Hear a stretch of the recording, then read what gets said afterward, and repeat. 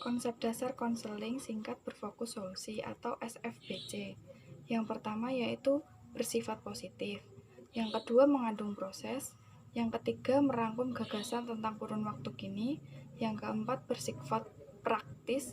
Yang kelima berusaha untuk merumuskan tujuan serinci mungkin. Yang keenam adanya kendali di tangan konseli. Dan yang ketujuh menggunakan bahasa konseli.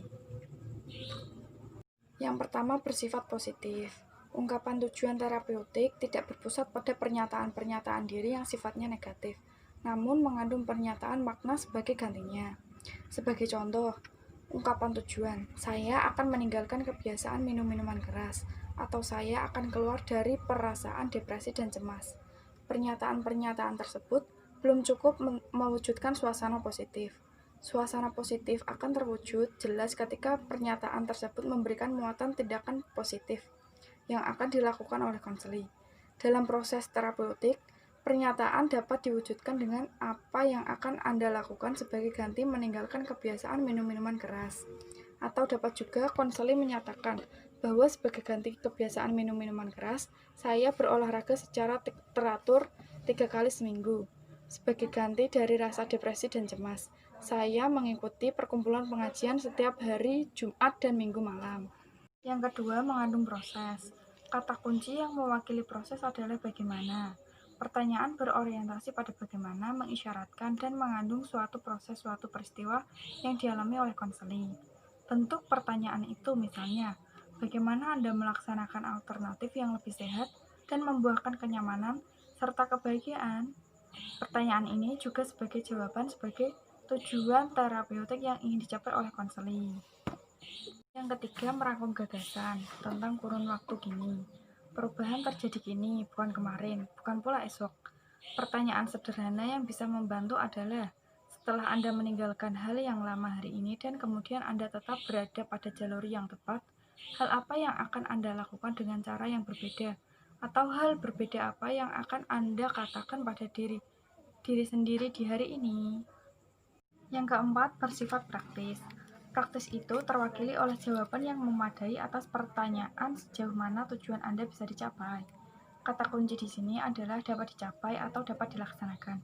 Para konseli yang hanya menginginkan pasangan, karyawan, orang tua, atau guru mereka berubah, tidak memiliki solusi yang dapat dilaksanakan, dan mereka hanya akan dalam kehidupan yang dimuati lebih banyak problem atau masalah. Yang kelima, berusaha untuk merumuskan tujuan serinci mungkin. Hal tersebut terwakili oleh jawaban yang memadai atas pertanyaan serinci apa Anda akan melakukan pekerjaan. Tujuan yang bersifat global, abstrak, atau ambigu, semisal yang terwakili oleh pertanyaan menggunakan waktu lebih banyak bersama keluarga, tidak seefektif tujuan spesifik, seperti yang terwakili oleh pernyataan secara spesifik. Aku akan menggunakan waktu 15 menit untuk berjalan-jalan dengan istriku setiap sore, atau aku akan secara sukarela melatih regu sepak bola anakku, atau aku akan bermain golf dengan anakku pada hari Sabtu. Yang keenam, adanya kendali di tangan konseli. Hal tersebut terwakili oleh jawaban atas pertanyaan, apa yang Anda lakukan ketika alternatif baru terwujudkan? Kata kunci di sini adalah Anda, konseli, karena Anda memiliki kompetensi, tanggung jawab, dan kendali atau kontrol untuk mewujudkan hal-hal yang lebih baik. Yang ketujuh, menggunakan bahasa konseli. Gunakan kata-kata konseli untuk membentuk tujuan, bukan bahasa teoritis konselor atau konseli. Aku akan bercakap-cakap sebagaimana sesama orang dewasa dengan ayahku lewat telepon seminggu sekali. Itu merupakan bahasa konseli. Ini lebih efektif daripada mengatakan aku akan menyelesaikan konflik Oedipal dengan ayahku. Itu merupakan bahasa teoritis konselor atau konseli. Yang berikutnya yaitu pandangan tentang kepribadian dalam SFBC. Dalam pelaksanaan dan atau bantuan terhadap konseli, SFBC tidak menggunakan teori kepribadian dan psikopatologi yang berkembang saat ini. Konselor SFBC berkeyakinan bahwa kita tidak bisa memahami secara pasti tentang penyebab masalah individu. Oleh karena itu, konselor perlu tahu apa yang membuat seseorang memasuki masa depan yang lebih baik dan lebih sehat, yaitu tujuan yang lebih baik dan lebih sehat. Individu tidak bisa mengubah masa lalu, tetapi ia dapat mengubah tujuannya. Sebagai ganti teori kepribadian psikopatologi, masalah dan masa lalu, SFBC berfokus pada saat sekarang yang dipandu oleh tujuan positif yang spesifik yang dibangun berdasarkan bahasa konseling yang berada di bawah kendalinya. Yang berikutnya ada asumsi tingkah laku bermasalah.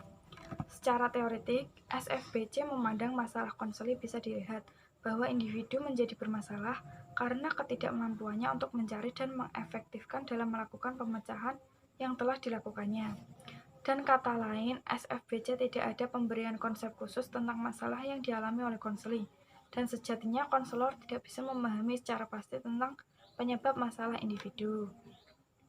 Menurut Flagan dan Flagan, dalam pandangan postmodern, masalah psikis dideskripsikan sebagai berikut, bahwa tidak ada diagnosis khusus atau kriteria khusus pada penggunaan panduan diagnosis, misalnya dengan DSM terhadap masalah psikis yang diderita oleh konseling khusus.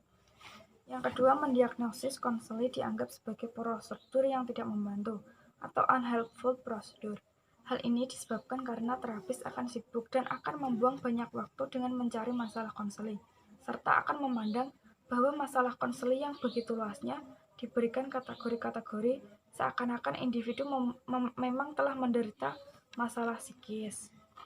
Yang ketiga, simptom-simptom masalah, misalnya kecemasan, depresi, bukan wujud yang terpisah dari diri individu, melainkan sebagai bagian diri pengalaman individu dalam menjalankan keseluruhan kisah hidupnya. Dengan kata lain, bahwa ketika individu memiliki gejala-gejala masalah yang terkait dengan psikisnya, maka masalah-masalah tersebut hakikatnya adalah bagian dari hidupnya yang memang memiliki peluang untuk muncul pada diri individu ketika ia menjalani kehidupannya. Baik, di sini saya akan menjelaskan tentang tahap-tahap SFBC. Yang pertama ada pembinaan hubungan. Membina hubungan baik antara konselor dan konseli untuk berkolaborasi dengan menggunakan topik netral sehingga membangun kemungkinan-kemungkinan dan kekuatan konseli untuk membangun solusi. Yang kedua, ada identifikasi masalah yang dapat dipecahkan, yaitu memberikan pertanyaan kepada konseli sehingga mengetahui penyebab konsep diri akademiknya menjadi negatif dan mengetahui latar belakang konseli sehingga bisa memberikan kemungkinan-kemungkinan yang bisa digunakan sebagai solusi untuk merubah konsep diri akademiknya menjadi positif. Yang ketiga, ada penetapan tujuan, memberikan pertanyaan keajaiban kepada konseli seperti seandainya kamu memiliki nilai yang baik, apa yang kamu rasakan, sehingga untuk mengetahui tujuan konseli untuk meningkatkan konsep diri akademiknya. Yang keempat, merancang dan melaksanakan intervensi.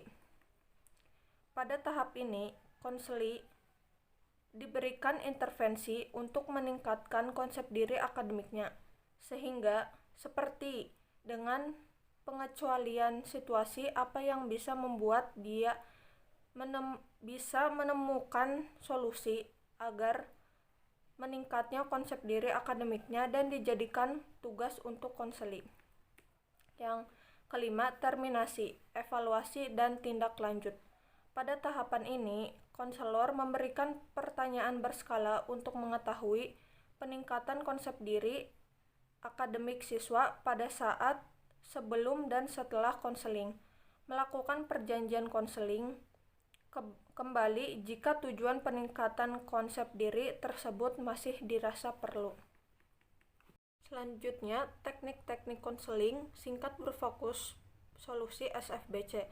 Yang pertama ada exception finding question atau pertanyaan pengecualian, yaitu pertanyaan tentang waktu atau keadaan yang bisa membuat konseli merasakan terbebas dari masalahnya. Dengan demikian bisa membangun pengecualian yang dilakukan konseli untuk melakukan perubahan. Seperti pada saat-saat bagaimana konseli bisa untuk nyaman dalam proses belajar, sehingga untuk meningkatkan konsep diri akademiknya. Yang kedua ada miracle question atau pertanyaan keajaiban. Pertanyaan pengandaian pada konseli apabila masalahnya bisa terselesaikan dan apa yang akan dia lakukan untuk mewujudkan hal tersebut. Teknik ini mendorong untuk mengetahui tujuan konseling yang diinginkan oleh konseli, seperti bagaimana perasaanmu bila di semester ini nilaimu meningkat, sehingga mengetahui tujuan dan menemukan solusi untuk meningkatkan konsep dirinya dengan memberikan target untuk melakukan. Yang ketiga, ada scaling question atau pertanyaan berskala. Pertanyaan berskala memungkinkan konseli untuk lebih memperhatikan apa yang mereka telah lakukan dan bagaimana mereka dapat mengambil langkah yang akan mengarahkan pada perubahan-perubahan yang mereka inginkan, sehingga perubahannya bisa diamati. Seperti pada skala 0 berarti kamu merasa tidak yakin dengan kemampuanmu meraih target belajarmu, dan 10 kamu sangat yakin bisa mencapai target belajarmu sekiranya kamu pada angka berapa. Selanjutnya, kelebihan dan kekurangan SFBC. Yang pertama, kelebihan. Yang pertama, ada berfokus pada solusi. Yang kedua, treatment terfokus pada hal yang spesifik dan jelas. Yang ketiga, penggunaan waktu yang efektif. Yang keempat, berorientasi pada di sini dan sekarang. Yang kelima, penggunaan teknik-teknik intervensi bersifat fleksibel dan praktis. Selanjutnya, kekurangan. Yang pertama, konseling bertujuan tidak secara tuntas menyelesaikan masalah konseli. Yang kedua, keterbatasan waktu yang menjadi orientasi penggunaannya. Yang ketiga, dalam penerapannya menuntut keterampilan konselor dalam penggunaan bahasa. Yang keempat, menggunakan teknis-teknis keterampilan berpikir atau mind skill.